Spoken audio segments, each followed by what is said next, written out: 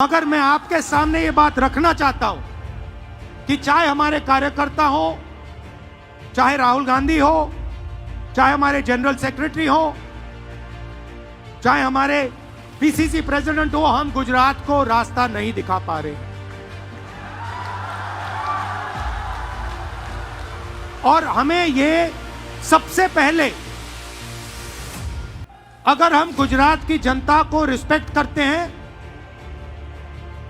तो हमें ये साफ कहना पड़ेगा कि आज तक जो पिछले 15, 20, 30 साल जो गुजरात की एक्सपेक्टेशन हमारे से थी, मुझसे थी, हमारे पीसीसी प्रेसिडेंट से थी, हमारे इंचार्ज से थी, वो हम पूरी नहीं कर पाए। पहले ये बोलना पड़ेगा। मगर मैं आपके सामने ये बात रखना चाहता हूं कि चाहे हमारे कार्यकर्ता हो, चाहे राहुल गांधी हो, चाहे हमारे जनरल सेक्रेटरी हो, चाहे हमारे पीसीसी प्रेसिडेंट हो, हम गुजरात को रास्ता नहीं दिखा पा रहे हैं। और हमें ये सबसे पहले, अगर हम गुजरात की जनता को रिस्पेक्ट करते हैं तो हमें ये साफ कहना पड़ेगा कि आज तक जो पिछले 15, 20, 30 साल जो गुजरात की एक्सपेक्टेशन हमारे से थी, मुझसे थी, हमारे पीसीसी प्रेसिडेंट से थी, हमारे इंचार्ज से थी, वो हम पूरी नहीं कर पा रहे।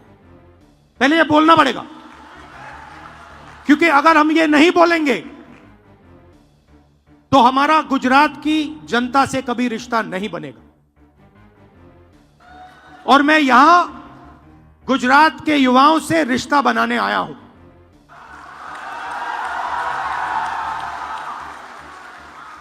अब सवाल उठता है, क्यों? और उसका जवाब है, कि गुजरात की जो लीडरशिप है, गुजरात के जो कार्यकर्ता हैं, गुजरात के जो डिस्ट्रिक्ट प्रेसिडेंट्स हैं, ब्लॉक प्रेसिडेंट्स हैं, उसमें दो तरीके के लोग हैं। डिवीजन है। अभी यहां पे बैठे हुए हैं सब लोग, मगर दो टाइप के हैं।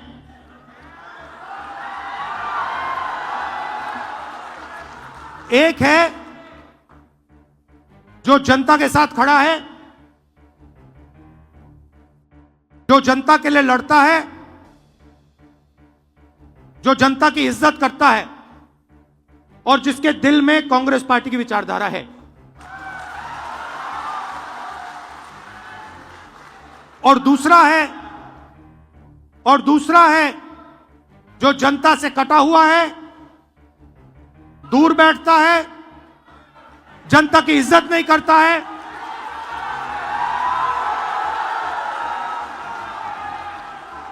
और उसमें से आधे बीजेपी से मिले हैं।